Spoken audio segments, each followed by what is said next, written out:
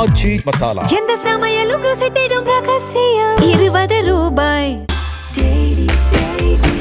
Taste the Daily. தெரிந்த திருச்சபையில் சென்னை பேராயம், அதாவது சென்னைக்குள் உள்ள சில ஆலயங்கள், சிஎஸ்ஐ ஆலயங்களே பார்த்தீங்கன்னா இன்னும் அந்த ஆலயத்தின் பேரில் அந்த கட்டடமும் அந்த இடமும் இல்லை. ஆனால் சிஎஸ்ஐ திருச்சபைன்னு பெருசாக போர்டு போட்டிருக்கிறாங்க. எனக்கு தெரிஞ்சு 4 ஆலயம் இருக்குது. இல்லை, இடத்த கொடுத்தது ஒருவேளை நம்ம இப்போ என்னோட இடமா இருந்தாலுமே நான் கோயிலுக்குன்னு சொல்லி கொடுத்துட்டா அப்போ கோயில் பேர் தானே இருக்கணும். மத்திய அரசாங்கம் என்ன சொல்றாங்க, ஆலயங்கள், கிறிஸ்தவ ஆலயங்கள் மேல் நடவடிக்கை எடுக்க போறாங்க. இதுல சிக்கும், இதெல்லாம் சிக்கும். அப்ப என்ன சொல்லுவாங்க தெரியுமா? உடனே யார் மேல தவறு? அப்ரூவல் வாங்கி கட்டினீங்களா? அரசாங்க சட்டம் என்ன சொல்லுது? கலெக்டர் கிட்ட அப்ரூவல் வாங்கணும்னு சொல்லுது. அப்ரூவல், எம்எம்டி அப்ரூவல் வாங்கல, சிஎம்டி அப்ரூவல் வாங்கல, முனிசிபாலிட்டி அப்ரூவல் வாங்கல, இவங்களா கட்டிக்கிட்டாங்க. ஏங்க, மத்திய அரசுக்கு நீங்க பெரிய நன்றி சொல்லணும். அவங்க அமைதியா இருக்கிறாங்க, பெரிய நன்றி சொல்லணும். நீங்க சொன்ன டேட்டா உண்மை தானே? ஏன்னா ஒரு சபையை குறித்து நம்ம பேசுறோம், ஆதாரம் இல்லாம பேசக்கூடாது. அப்படி பல சிக்கல் உள்ள இருக்குதா? அதுக்கு தான் நான் சொல்றேன், ஆதாரம் வேண்டாம், நேரடியாக என்னை கூப்பிட்டு கேளுங்க, நான் சொல்றேன் ஆதாரம். நான் அழைச்சிட்டே போய் காட்டுறேன். அந்த திருச்சபைகள் சென்னையில் தான் இருக்கு. அதை விட ஒரு கேவலம் இன்னொன்று சொன்ன ஆச்சரியப்படுவீங்க. பேராயர் சர்டிஃபிகேட் கிடையாது, பேராயரே கிடையாது, பேராயர்னு போட்டுக்கிறான். அடுத்த கட்டம் இதெல்லாம் வரும். அடுத்து பேராயர்களுக்குள்ளே போலீஸ்காரர் இருக்கதே கிண்ட போறாங்களா என்ன? எங்க பேராயர்னு சர்டிஃபிகேட்டே கிடையாதுங்க. நான் பேர் சொல்ல விரும்பலைங்க, எனக்கு தெரியல. இப்போ இதை பார்ப்பாரு அவரு. இப்போ இந்த பேட்டியை கட்டாயம் அவர் பார்ப்பாரு. நானே அனுப்பி வைப்பேன் அவரு இந்த பேட்டியை. நம்ம சேனல்ல சொல்லலாம், சும்மா சொல்லுங்க. அதான் பேர் சொல்ல வேண்டாம். இப்போ பேராயர் சர்டிஃபிகேட் வேணும்னு சொல்லி ஒவ்வொருத்தரையா கேட்டுட்டு இருக்கு. அப்படி கேட்க தான் எனக்கு தெரியும், ஓ இவர் பேராயர் சர்டிஃபிகேட்ல போய் ஒரு பேராயர் சொல்லிட்டு இருக்காரு இத்தனை வருஷமா. அது என்னையும் கேட்க வந்ததுனால எனக்கு தெரியும். இப்போ அதெல்லாம் தோண்ட ஆரம்பிச்சாங்கன்னா, ஒருத்தங்க 4 மாவடியில் கத்துவான், இன்னொருத்த இங்கே சென்னையில் ஒருத்தன் கத்துவான். இப்படி மாற்றி மாற்றி 2 பேரும் கூக்குரல் போட்டுட்டு இருப்பான்.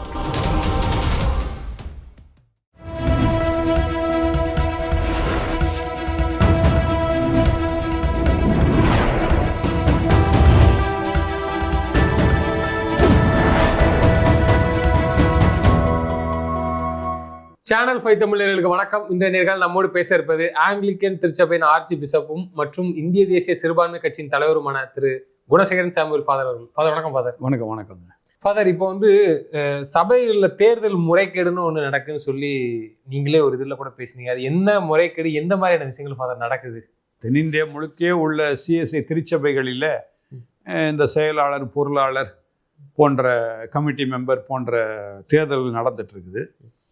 இதில் என்ன ஒரு பெரிய ஒரு விஷயம் என்னென்னா, இப்போ நான் நிற்க போகிறேன்னா எனக்கு வேண்டாத குடும்பங்கள்னு தெரியும், யாரெல்லாம் எனக்கு வாக்கு கொடுக்க மாட்டாங்க அப்படின்னு தெரியும். ஆக நான் என்ன செய்கிறேன், அவங்களுடைய பெயர்கள்லாம் எடுத்துடுறேன். தேர்தலே அப்படி முறைகேடாக நடக்கா? ஆமாங்க, அவங்க வந்தால் தானே எனக்கு எதிராக வாக்கு கொடுப்பாங்க. அவங்க வரல, அவங்க 3 முறை கம்யூனியன் எடுக்கணும், சரியா? 3 முறை கம்யூனியன் எடுக்கலன்னு சொல்லி நானாக சொல்லிடுவேன். இதில் என்ன ஆகும்னா, உங்களுடைய பெயர்கள் அங்கே பெயர் பலகையிலே போடப்பட்டிருக்கும். உங்களுக்கு தேர்தல் போடுவதற்கு அல்லது வாக்கு கொடுப்பதற்கு உங்களுக்கு அனுமதி இருக்கான்னு சொல்லி போய் பாருங்க அப்படின்னு சொல்லி ஒரு 2 வாரம் அறிவிக்கிறாங்க அந்த ஆலயங்களில்.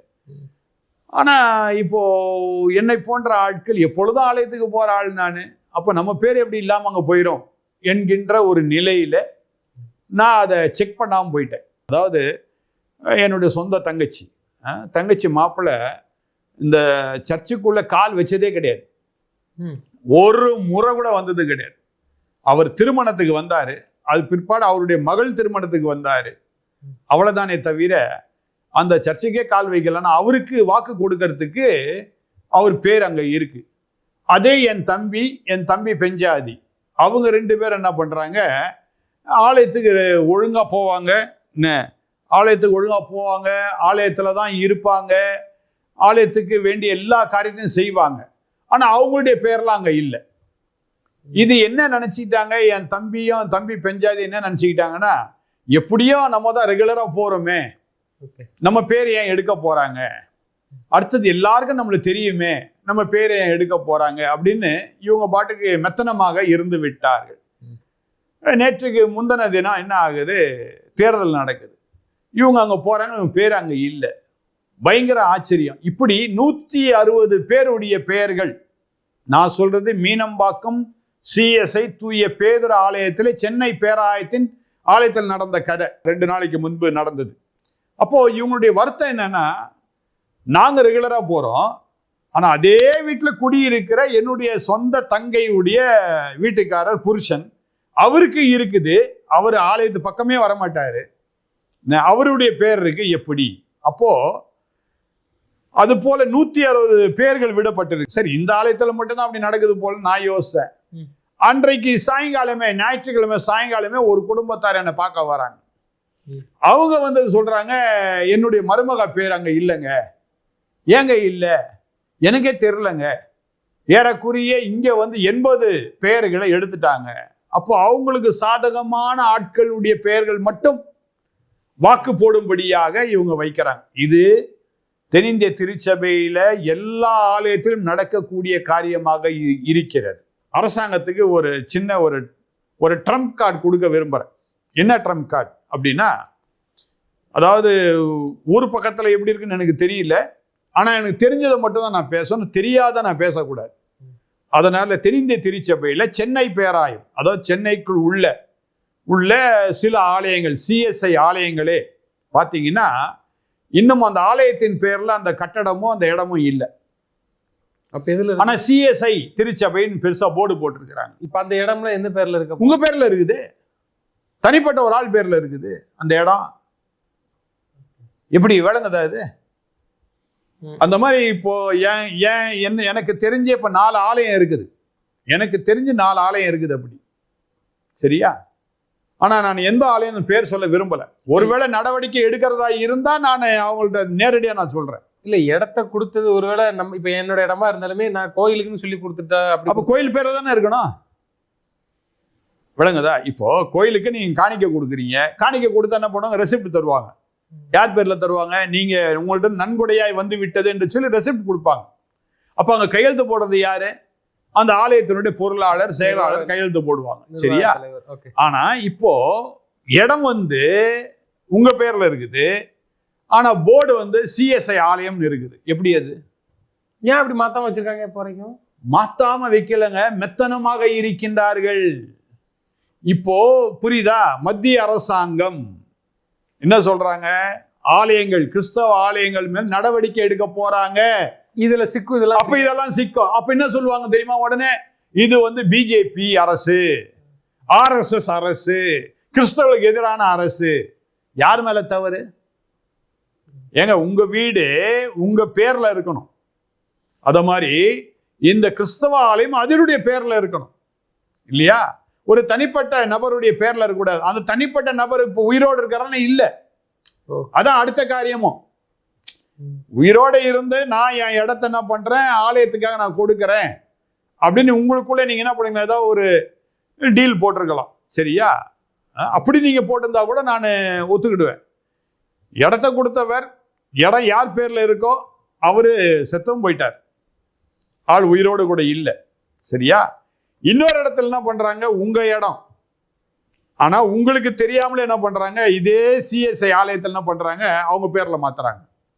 அது தெரியாம பண்றாங்க, உங்களுக்கு தெரியாம பண்றாங்க. அப்படி இப்படி நிறைய இருக்கு, இப்படியே இருக்குது. ஆக இப்படிப்பட்ட சூழ்நிலையில தாவேக அரசாங்கம் சிறுபான்மையின் தலைவராக திரு ஃபெலிக்ஸ் ரெஜினால்டு யாரோ ஒருத்தர் இருக்கிறார், புதுசா போட்டிருக்கிறாங்க, அவர் பேர் கூட சரியா தெரியல. யூடியூபரா இருந்தவர் ஃபெலிக்ஸ் ஜெரால்டு, இன்னைக்கு அந்த கட்சி, ஆமா, அந்த இப்போ என்ன பண்றாரு, அவரு சிறுபான்மையின் தலைவராக அவரை போட்டிருக்கிறாங்க.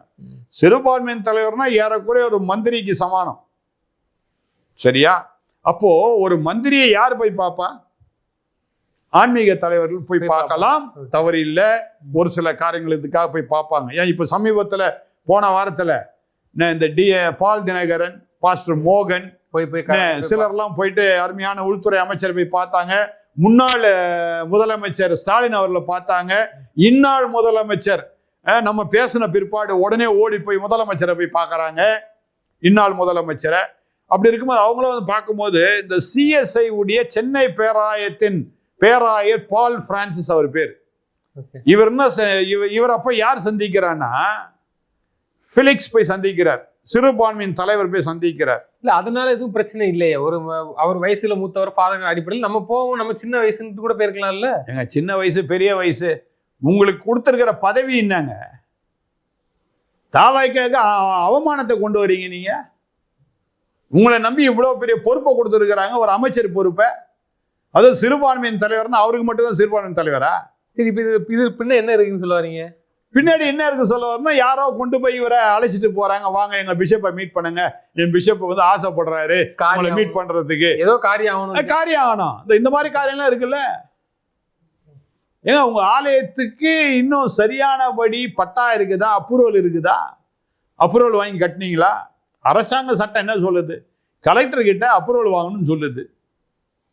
உடனே என்ன தெரியுமா சொல்லுவாங்க, ரோட்ல இருக்கிற இந்து கோயில் எல்லாம் அப்ரூவல் வாங்கி கட்டினாங்களா, கலெக்டர் பர்மிஷன் கொடுத்தாரா அப்படின்னு கேள்வி கேட்பாங்க. நான் என்ன சொல்றேன், உன் கண்ணில் இருக்கிற உத்தரத்தை எடுத்து போட்டு அடுத்தவன் கண்ணில் இருக்கிற திரும்ப பிறகு பார்த்துக்கலாம். உன் கண்ணிலே உத்தரம் இருக்குது.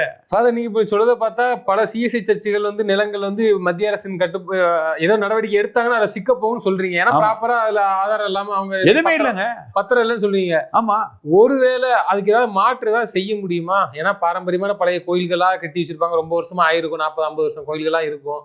அன்னைக்கு ஒரு சிக்கல் வரும்போது ஏதாவது, அதாவது இப்ப நான் சொல்ற திருச்சபைகள் எல்லாம் ஏறக்குறைய 50 ஆண்டுகளுக்கு மேலாக இருக்கக்கூடிய திருச்சபைகள் தான். சரி, சரியா? ஆனா இன்றைக்கு வரைக்கும் யார் பேர்ல இருக்குது? யார் பேர்லயோ இருக்குது. யார் பேர்லயும் இருக்குது. இல்ல நாளைக்கு இப்படி அரசு தன் கடமை தானே செய்யும். கோர்ட்ல இருந்து ஏதாவது ஆர்டர் போட்டாங்க இடிக்கணும்னா என்ன பண்ணுவாங்க? இடிக்கணும் இல்லைங்க, அரசு எடுத்துக்கும், அரசே எடுத்துக்கணும், அவ்வளவுதான். ஏங்க உங்க பேர்ல உள்ளது நீங்க எப்படி கேட்க முடியாது? நீங்க ஆளே இல்லையே, உயிரோட நீங்க இருந்தா நீங்க கிளைம் பண்ணீங்க என்னுடைய இடம்னு. நீங்க தான் உயிரோட கூட இல்லையே. இப்போதான் நீங்க சொன்ன டேட்டா உண்மை தானே? ஏன்னா ஒரு சபையை குறித்து நம்ம பேசுறோம், ஆதாரம் இல்லாம பேசக்கூடாது, அப்படி பல சிக்கல் இது உள்ள இருக்குதா? அதுக்கு தான் நான் சொல்றேன், ஆதாரம் வேணா நேரடியாக என்னை கூப்பிட்டு கேளுங்க, நான் சொல்றேன் ஆதாரம். நான் அழைச்சிட்டே போய் காட்டுறேன். அந்த திருச்சபைகள் சென்னையில் தான் இருக்குது, என் வீட்டு பக்கத்திலே வேற இருக்கு. அதனால தான் தைரியமா சொல்றேன். ஏன்னா சிறு வயதுலேருந்து அந்த ஆலயத்துக்கு நான் போயிட்டு இருக்கிறேன். இப்போ அதோட நிலைமை என்னன்னா, நான் கேட்கும் போது ரொம்ப அரசாங்கத்துக்கு வெளியே தெரிதோ இல்லையா, இப்போ உங்க மூலியமா தெரிஞ்சிருமா ஃபாதர்? போய் கிண்ட ஆரம்பிச்சிருவாங்களா? என்ன திட்டிட்டு போட்டேன், என்ன திட்டி எனக்கு பிரச்சனையை கிண்ட ஆரம்பிச்சிருவாங்களா? பிரச்சனை கிண்டி ஏதோ ஒரு முடிவு வரட்டோன்ற நான். ஏங்க இப்போ பூனைக்கு யாருங்க மணி கட்டுறது? யாராவது ஒருத்தர் கட்டினதே அது முடிவு ஒன்று வரும் இல்லையா? எல்லாம் அமைதியா இருந்துகிட்டே வேடிக்கை பார்த்துருந்தா இங்க இதே சரியில்லை, இதுல சட்டம் வேற போடுறீங்க. 3 முறை நீங்கள் வந்து கம்யூனியன் எடுக்காவிட்டா அவங்க பேரை எடுத்துருவேன், உங்களுக்கு ஏற்ற ஆட்களை நீங்க போட்டுக்கிடுவீங்க, அவங்க தான் அங்க கமிட்டியில வரணும், அவங்க தான் செயலாளர் வரணும், அவங்க தான் பொருளாளரை வரணும். ஏன்னா அப்ப நீங்க கொள்ளடிக்க முடியும். எப்படியெல்லாம் கொள்ளடிக்கிறாங்களே, கடவுளுடைய பணத்தை வச்சுக்கிட்டு ஒரு சிஎஸ்ஐ திருச்சபைன்னு வச்சுக்கிட்டு எப்படி பணம் கொள்ளடிக்கிறீங்க? இன்றைக்கு காலைல ஒருத்தர் போன் பண்றாருங்க, நான் ஏஎல்சி சபையை சார்ந்தவன், ஆர்காட் லுத்தரன் திருச்சபையை சார்ந்தவன். சரியா? இங்கேயும் இப்படிதான் ஐயா கொள்ள நடக்குது, சிஎஸ்சியில மட்டும் நடக்கல, ஏஎல்சியிலும் நடக்குது, நீங்க தாயா பேசணும், தயவுசெய்து பேசுங்கயான்றாரு. இன்னொருத்தர் வந்து இதுல இருந்து ஆர்காட்ல இருந்து எனக்கு போன் போடுறாரு. அவர் என்ன சொல்றாரு, ஐயா நான் வந்து என் வீட்டுல வந்து ஒரு ஆலயத்தை ஆரம்பிச்சேன், அந்த ஊர்ல இருக்கிற இசிஐ திருச்சபை என்ன பண்றாங்க, இங்க நீ ஆலயம் நடத்தக்கூடாதுன்னு சொல்லி என் நேர் எதிர்க்கே ஒரு ஆலயத்தை கட்டிட்டாங்க, வீட்டை விட்டு என்னால் வெளியே வர முடியலையா, உங்களை பார்க்கணும் ஆசையா இருக்குது நேர்ல வந்து, ஆனா என்னால் வீட்டை விட்டு வெளியே வர முடியாது. ஒரு ஊழியக்காரன் இன்னொரு ஊழியக்காரன் ஒரு சபை வச்சிருக்கிறது கூட பிடிக்கல. ஆமாங்க, இசிஐ பற்றி பேசிட்டேன், ஆர்காட் லுத்தரன் திருச்சபை பற்றி பேசிட்டேன், சிஎஸ்ஐ பற்றி பேசிட்டேன். இப்படி இருக்க சூழ்நிலையில நீங்க எஃப்சிஆரை பற்றி பேசினாலும் ஒன்னும் கதை நடக்காது, நீங்க உங்க திருச்சபைக்கு பர்மிஷன் கொடுக்கணும்னு சொன்னாலும் ஒன்னும் கதை நடக்காது, நாங்க ரொம்ப உயர்ந்தவன் சொன்னாலும் கதை நடக்காது, நாங்க ரொம்ப உத்தமர்னு சொன்னாலும் கதை நடக்காது. ஏங்க மத்திய அரசுக்கு நீங்க பெரிய நன்றி சொல்லணும், அவங்க அமைதியா இருக்கிறாங்க, பெரிய நன்றி சொல்லணும். இதெல்லாம் கோளாறான காரியம். களை எடுக்கிறாங்க, பல விஷயங்கள் வெளியில களை எடுக்கலையே, இல்ல இனிமே எடுக்க போறாங்களா? எடுத்தா நல்லா இருக்குமேன்ற எடுக்க சொல்றேன் நான். ஏன்னா எல்லாருக்கும் தெரிஞ்சது நான் பிஜேபிக்கு ஆதரவாளர்ன்றாங்க அப்படின்னு இவங்க சொல்லிக்கிறாங்க.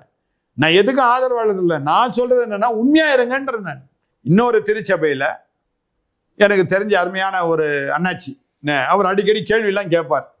அண்ணாச்சின்னு சொல்ல பார்த்தா சிஎஸ்ஐன்னு தான் நினைக்கிறேன். சிஎஸ்ஐல உள்ள திருச்சபை தான் நான் சொல்றேன். அண்ணாச்சி என்ன போய் அடிக்கடி கேள்வி ஏங்க அப்படி நடந்துக்கு, ஏங்க அப்படி பண்றீங்க கேள்வி கேட்கிறாரு. உடனே அவர் பேரு, அவருடைய அண்ணன் பேரு, அவர் தம்பி பேர் எல்லாத்தையும் எடுத்தாச்சு. அவரு தற்செயலா அவரு கடைக்கு நான் போறேன், அவரு சொல்றாரு, என்னங்க எப்போங்க எலெக்ஷன் உங்க திருச்சபையில? நான் கேட்கறேன், எங்க பேரெல்லாம் எடுத்துட்டாங்க, ஏன் எடுத்தாங்க? இந்த மாதிரி கேள்வி கேட்கறதா எடுக்கிறாங்க. வழங்குதா? இதுக்கெல்லாம் கேள்வி கேட்பதற்காக தான் இந்திய தேசிய சிறுபான்மையினர் கட்சி துவங்கி இருக்கிறோம். நாங்க விட போறதில்லை. இப்படிப்பட்ட சிறுபான்மையினர்களுக்காக போராட தான் நாங்க எழும்பிட்டோம். இது எல்லா சபையும் உள்ள அடங்கும், எல்லா சபையும் இதுல உள்ள வரும். நிச்சயமா நாங்க விட மாட்டோம். விளங்குதா? நாங்க விடவே மாட்டோம். எல்லாரையும் நாங்க கேள்வி கேட்போம். சிறுபான்மையினருக்கு ஏதாவது நல்லது நடக்கணும். ஏன்னா ஒவ்வொரு கட்சியா நாங்க பார்த்தோம், ஏதாவது ஒரு கட்சி நல்லது செய்யாதா சிறுபான்மையினர்களுக்காகன்னு சொல்லி நாங்களும் ஏங்கி ஏங்கி ஏங்கி பார்த்தோம். ஒரு கட்சியும் எதுவும் சரியா செய்யல. எல்லா கட்சியும் திரும்ப திரும்ப அதே அவங்கள சும்மா மடிக்குள்ள வச்சுக்கிட்டு தடவி கொடுத்துக்கிட்டு இருக்கிறாங்க. ஆக வேற வழி இல்லை. அப்ப சிறுபான்மையினருக்கான ஒரு தனி தேசிய கட்சி கட்டாயம் தேவை. அதற்காக நாங்கள் துவங்கி இதற்காக நாங்கள் பாடுபட்டு சிறுபான்மைகளை காப்பாற்ற நாங்க முடிவு செய்துட்டோம். வேற வழி இல்லை. இன்றைக்கு அப்படிதான் ஒருத்தர் எனக்கு தொலைபேசியில என்னை தொடர்பு கொண்டார். ஐயா, நீங்க இந்த கட்சியை ஆரம்பிப்பதற்காக ரொம்ப நன்றி, உங்களோட கூட இணைந்து கொள்கின்றேன்னு சொல்லிட்டாரு. நீங்க தான் எங்களுக்கு உதவி செய்யணும் அப்படிங்கிறாரு. நான் கட்டாயம் செய்யறேன்னு சொல்லியிருக்கிறேன். நான் விட போறதே கிடையாது இதை. அதனால இந்த தாவேக அரசாங்கம் கட்டாயம் இவைகள் எல்லாம் நினைத்து பார்க்கணும். இப்போ சும்மாவே அவங்க சும்மா இருந்தா கூட என்ன சொல்றாங்க, இது கிறிஸ்தவ ஆட்சி நடக்குதுன்றாங்க. பெரிய சட்டசபையில கிறிஸ்தவத்தை பற்றி தான் நீங்க பேசுறீங்கன்றாங்க. ஆனா கிறிஸ்தவத்துக்காக இவங்களும் ஒண்ணுமே செய்யலையே. அதானே வருத்தமா இருக்குது. இல்ல, இது யார் தான் செய்ய முடியும்? இப்ப நான் பொதுவா எடுத்துக்கிறோம், ஒரு புது அரசியல் வருதுன்னா அவங்களுக்கு தேவை வாக்கு தான். அப்ப அங்க உள்ள ஃபாதரை வந்து பகச்சிக்க கூடாது, அங்க உள்ள சிஎஸ்ஐயோ ரோமன் கேத்தலிக்கோ யாரையும் பகச்சிக்க கூடாது.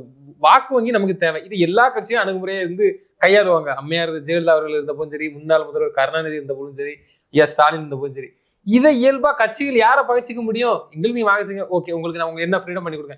இதை குறிப்பிட்டு தானே போகுது. இதுல எப்படி நீங்க தாவேக அரசுக்கு இப்ப நீங்க கேட்டீங்கன்னா ஒரு ஃபாதரா இருந்துட்டு உள்ள பிரச்சனையே கிண்டுறீங்க, ஒரு சிறுபான்மை கட்சியாளராக நாங்க இருக்குன்னு சொல்றீங்க. இது எப்படி தாவேக செய்யும்? தாவேக செய்யாம யாருங்க செய்யறது? இப்போ இவ்வளோ டீட்டெயில்ஸ் நான் கொடுக்குறேன், இவ்வளோ டீட்டெயில்ஸ் கொடுக்குறேன். அடுத்தது நீங்க வந்து ஒரு மந்திரிக்கு ஈக்குவலா இருக்கிறதுங்க சிறுபான்மை தலைவர் என்பது. இது அவர் நினைச்சா ஹேண்டில் பண்ணலாமா? அரசாங்க சிறுபான்மை தலைவர் அவர் நினைச்சா என்ன வேணா செய்யலாங்க இந்த மாதிரி காரியங்களுக்கு. இப்ப நீ கேட்டதால கேட்கிறேன். அதாவது ஒரு சிஎஸ்ஐ நீங்க எடுத்துக்கிட்டீங்கன்னா அதுக்குள்ள நடக்க பிரச்சனையே சிறுபான்மை தலைவர் வந்து உள்ள தலையிடலாமா? கட்டாயம் தலையிடலாங்க. அதுக்கு தானே பிஷப்புக்கு இருக்க பவரோட அதுல என்ன இருக்கு? ஏங்க, பிஷப் வந்து உங்க அந்த சென்னை பேராயன் ஒண்ணு இருக்குது, தூத்துக்குடி பேராயன் இருக்குது, திருநெல்வேலி பேராயன் இருக்குது, பிறகு மதுரை பேராயன், வேலூர் பேராயன், இப்படி தனித்தனி மாவட்டத்துக்கு அளவுல தானே இருக்குது அது. ஆனா இந்த மைனாரிட்டி சேர்மன் சிறுபான்மையின் தலைவர் தமிழ்நாடு முழுக்க தானே அவரு. விளங்குதான் நான் சொல்றது? தமிழ்நாடு முழுக்க சிறுபான்மையின் தலைவருங்க அவரு. கிறிஸ்தவர்களுக்கு மட்டும் இல்ல, இஸ்லாமியர்களும் சரி, ஜெயினுக்கும் சரி, எல்லாத்துக்கும் அவர் தாங்க தலைவர். அவர் கேள்வி கேட்க முழு அதிகாரம் இருக்குதுங்க. அப்படியாப்பட்ட நபர் இப்ப நீங்க போய் அந்த பேராயரை போய் பார்த்துக்கிட்டு ஏங்க இப்படி அசிங்கப்படுத்துறீங்க? அந்த பதவியை அசிங்கப்படுத்துறீங்களே நீங்க. உங்களை வந்து அவங்க கனப்படுத்தணுங்க. உங்களை வந்து உங்களுக்கு இந்த மாதிரி சிறுபான்மை தலைவர் கொடுத்துருக்கிறாங்க, நாங்க கனப்படுத்துறோம். எனக்கு நல்லா ஞாபகம் இருக்குதுங்க, சிஸ்வா பிரகாஷ்னு ஒருத்தர், அவரு காலமாகி போய்விட்டார், சரியா? அவர் வந்து சிறுபான்மையின் தலைவராக அம்மையார் ஜெயலலிதா அவர்களை உட்கார வைக்கின்றார்.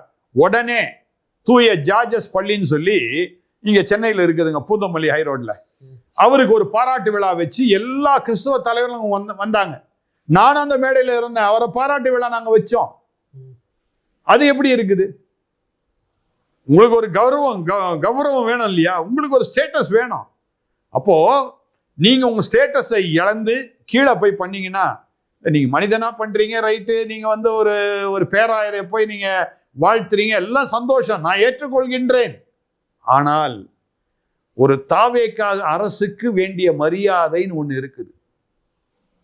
அருமையான முதலமைச்சர் உங்களை வந்து, நீங்க முதலமைச்சருக்கு நெருங்கிய நண்பர், கூட படித்தவர் லைலா காலேஜில், அதனாலதான் இந்த பதவியை உங்களுக்கு கொடுக்கிறார்.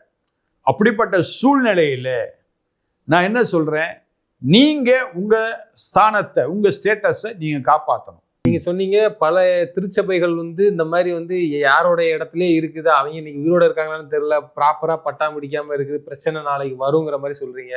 FCRI சட்டத்துக்கும் இதை அடுத்த கட்டமாக இதையும் நாளைக்கு எடுப்பாங்க, உங்களுக்கு தான் பிரச்சனைங்கிற மாதிரி சொல்றீங்களே, இது எந்த மாதிரியான ஆக்டா வரும்?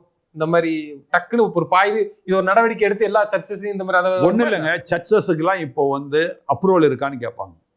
அடுத்த கட்டமாக அது வரும். அடுத்த கட்டம் அதான். நீங்கள் திருச்சபை கட்டுறீங்கன்னா கவர்மெண்ட் அரசாங்கவுடைய சட்டமே இருக்குது.